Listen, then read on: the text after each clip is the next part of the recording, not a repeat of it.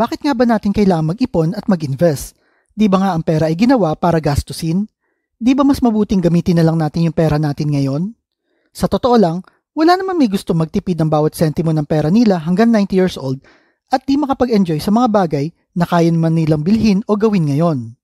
Pero kung gagastos ka araw-araw na parang walang bukas, baka isang araw ay magising ka na lang na walang pera, stress at lubog sa utang. Wala naman kasing nakakaalam kung ano ang mangyayari bukas. Pero paano mo ba mababalanse ang pag-enjoy ngayon at pag-iipon ng pera para sa future mo? Kaya sa video na ito, aalamin natin kung bakit kailangan mo ba talaga magsimula mag-ipon ng pera ngayon. Una, alam mo dapat ang mga financial goals mo. Kailangan mong alamin kung ano ang mga financial goals na gusto mo makamit. Ano ba ang gusto mo ma-achieve sa buhay mo? Gusto mo ba magkaroon ng portfolio na milyones ang halaga? O gusto mo lang ng stable na retirement na sapat para mag-enjoy like kumain sa labas at di nag-aalala sa mga bayarin? Gusto mo ba mag-retire na maaga at mag-travel sa buong mundo? O masaya ka na sa paglalakad sa park habang nagbabasa ng magandang libro? Hindi lahat ay interesado sa maagang pagre-retire, tulad ng hindi rin ang lahat ay interesado sa yayamaning buhay. Ang pagdedesisyon kung ano ang gusto mo talaga makamit sa buhay mo ay nagbibigay sa iyo ng idea kung gaano ka dapat magtipid at mag-ipon ng iyong pera. Ang pangalawa, alamin ang lifestyle na gusto mo. Ano ba talaga ang mahalaga sa iyo? Ano ang pinapahalagan mo na willing mong gastusan? Para sa iba, gustong-gusto nila makakita ng bagong bahay at magkaroon ng bagong sasakyan, kaya naman dun sila nagfo-focus ng gastos nila. O may iba naman na walang pakialam sa bagong bahay dahil mas gusto nilang gastusin ang kanilang pera sa pagta-travel. Yung iba naman ay gustong manirahan sa mahal na lugar like sa city kahit na nangangahulugan na kailangan nilang bawasan ng iba nilang gastos at di makapag-travel. O may iba naman na mas gusto nilang mag-ipon ng pera para sa mga hobby nila at magstay na lang sa bahay. May iba naman na mas masaya na nasa boarding house lang nakatira basta makakain sa bawat meal sa labas kasi gustong-gusto nilang kumain sa mga restaurant at ayaw magluto. Kailangan mong alamin ang mga bagay na gusto mo na magbibigay sa iyo ng malaking epekto sa iyong pera at sa buhay mo. Recently ay naglabas ako ng isang ebook na ang title ay Beginner's Guide to Budgeting and Saving.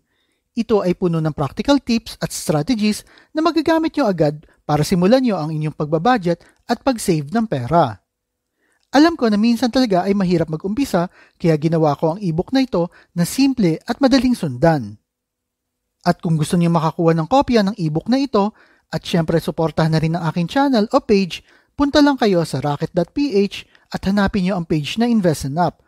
O kaya naman click nyo yung link na makikita nyo sa taas o sa baba ng video na ito.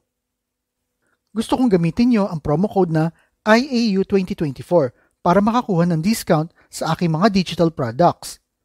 Kaya ano pang hinihintay nyo? Grab your copy and start your journey to saving and budgeting. Maraming salamat sa patuloy na suporta at tara, balik na tayo sa ating video. Ang pangatlo, healthy na relationship sa pera. Ang healthy na relasyon sa pera ay may kasamang pag-iipon at paggastos at di mo magagawa yan kung di mo kaya maglaan ng pera para sa mga bagay na nagbibigay ng saya sa'yo. Ang taong takot sa paggastos ng pera ay halos katulad lang din na nagtitipid ng pera para sa mga bagay na gusto nila pero nagsa-self-pity naman. Isa sa mga dahilan kung bakit mahalaga ang magwaldas ng pera paminsan-minsan ay dahil pinapanatili nito na motivated ka at di ka makaramdam ng burnout. Kung palagi mo nalang iniisip ang pag-iipon at di mo kayang isipin ang paggastos, di yan sustainable sa long term. Imposible magawa mo ito sa maraming taon at kahit na magawa mo ito, napaka-miserable naman ng buhay mo. Ang punto ng pagkakaroon ng pera ay para ma-enjoy mo, diba? Kaya kailangan hanapin mo ang tamang balanse. Ang pang-apat, maingat na paggastos. Walang katiyakan kung gaano tayo katagal mabubuhay, kaya mahalaga rin na mag-enjoy tayo sa kasalukuyan. Ngunit ang pag-enjoy ng pera ngayon ay hindi naman nangangahulugan na hindi ka magiging maingat sa paggastos. Kadalasan kasi, may mga tao nagsasabi na gusto lang nilang i-enjoy ang pera nila ngayon at bumili ng mga bagay na wala naman tunay na halaga. Tulad na lang ng mga damit na hindi naman talaga masusuot, sigarilyo, pagsusugal at mga gadget na kadalasang ginagamit ang credit card na may mataas na interes.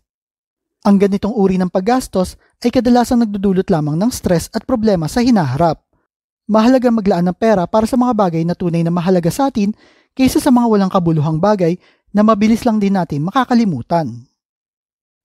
Ang panglima, alamin kung ano ang mga priority mo. Alamin mo muna kung ano ba ang mga priorities mo sa buhay para maunawaan mo kung bakit mo kailangang mag-ipon ng pera at matuto kang iwasan ang walang kabuluhang paggastos. Kasi kung hindi mo gagawin ito, bibili ka lang ng mga bagay na akala mo ay makakapagpasaya sa'yo, ngunit sa paglipas ng panahon ay malalaman mo na sana ay itinabi mo na lang ang pera mo at pinalago ito. Ang totoo ay pwede ka naman mag-ipon para sa future mo at mag-enjoy ng pera mo ngayon. Ang maganda pa sa pag-iisip ng para sa future mo ay gagawa ka ng maliit na hakbang ngayon na pwede magdala sa iyo ng malaking pagbabago sa paglipas ng panahon. Ang pang-anim, small steps, big impact. Depende sa goals mo, pero sa totoo lang, ang kailangan mo lang ay magtabi ng maliit na porsyento ng kita mo para sa future mo. Ang pagtatabi ng 10% ng kita mo para sa emergency fund at investments ay pwede na maging sapat para sa retirement mo. At yung natitira mong pera ay pwede mo nang gastusin sa kahit anong paraan na gusto mo. Kahit ang isang tao na may karaniwang kita lamang ay pwede maging milyonaryo sa pamamagitan ng pag-i-invest ng 10% ng kanilang kita. Isang maliit na sakripisyo lang yon para magkaroon ng malaking halaga ng pera para sa future mo. At ang karamihan naman ay alam na ang maliit na halaga ng pera kapag in-invest ngayon ay nangangahulugan ng malaking halaga ng pera sa future dahil na rin sa compound interest. Isang simpleng example na lang ay yung maglagay ka ng pera sa time deposit sa Maya account mo. Yung tinutubo ng pera mo kahit 5 pesos lang araw-araw ay malaking tulong yan para lumaki ang ipon mo. Ang pangpito, financial security. Isang kadalasang maling akala ay ang pagtatabi ng pera ay para lamang mapabuti ang buhay mo after 20, 30 o 40 years. Pero para sa akin, hindi ito totoo. Ang pagkakaroon ng pera na naitabi ay pwedeng mapabuti ang buhay mo ngayon. Ganito yan, kasi hindi ka mag-aalala ng pambayad mo ng mga bills mo at may buffer ka na pera sa mga di inaasahang emergency. Malaking bagay ito at mapapagaan din ang isipan mo. Isa pa, may kalayaan ka magpahinga mula sa trabaho, mag-resign at magsimula ng negosyo, maghanap ng bagong trabaho o lumipat sa bagong lugar at magbakasyon kung gusto mo. Ang pagkakaroon ng mga options na ito at kakayahan na gawin ng mga desisyon na ito ay malaking bagay, kaya bakit di mo samantalahin ang lahat ng pagkakataon na ito? Importante na ma-enjoy mo rin ang buhay mo habang bata ka pa at kaya mo pa maglakad. Well, di ko naman ibig sabihin na ubusin mo lahat ng pera mo, pero malaking bagay ito para sa iyong experience lalo na kung may pera ka nang nakatabi. Ang pangwalo, smart spending. Para makuha mo ang tamang balanse sa pamamagitan ng pamumuhay ngayon at pag-i-invest para sa hinaharap, kailangan mo maging matalino sa paggastos.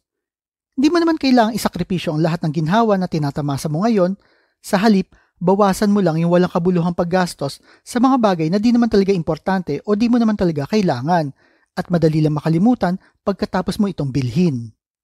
Hanapin mo rin yung mga paraan para mabawasan ang iyong mga bayarin tulad na lang ng paghahanap ng murang option sa mga utilities at insurance o sa groceries. Pag-aralan din kung paano ma-maximize ang oras mo sa pagtatrabaho para pakumita ng overtime pay. Ang lahat ng ito ay nagdudulot ng malaking benepisyo sa iyo dahil magkakaroon ka pa ng mas maraming pera para sa mas mahalagang bagay habang nakakapag-ipon ka para sa future mo. Ang pangsyam, paghahanda para sa hinaharap. Kung sakaling tumagal ang buhay mo pero di ka nag-ipon ng pera, ano na ang mangyayari sa iyo ngayon? Di ka naman pwede magtrabaho. Paano ka makakabayad ng mga bayarin mo? Magiging komportable ka ba sa ganyang sitwasyon? Ang pagiging matalino sa pera ngayon ay nangangahulugan lamang ng financial security pagtanda mo at di mo na kaya magtrabaho. Sa katotohanan, pwede ka naman mag-enjoy ng pera mo ngayon habang nagtatabi ng pera para sa future mo. Ang pag-iipon ng maliit na porsyento ng kita mo ngayon ay isang maliit na sakripisyo lamang, pero magiging malaki ang balik nito sa iyo sa future mo. Bukod pa doon, matututunan mo kung ano ang mahalaga sa iyo, kailan mo kailangan gumastos ng pera, at kailan mo kailangan magtipid. Tandaan mo na pwede kang mawala bago mo magastos ang lahat ng sentimo ng ipon mo o mamatay na may milyon sa bangko. The choice is yours. So ikaw naman, ano ang dahilan mo kung bakit ka nag-iipon ng pera at para saan ito? Type mo naman sa comment section below. At kung mahilig kayo sa mga videos tungkol sa pera, motivation o business, like and share nyo lang ang video na ito at kita-kita po ulit tayo sa mga susunod na video.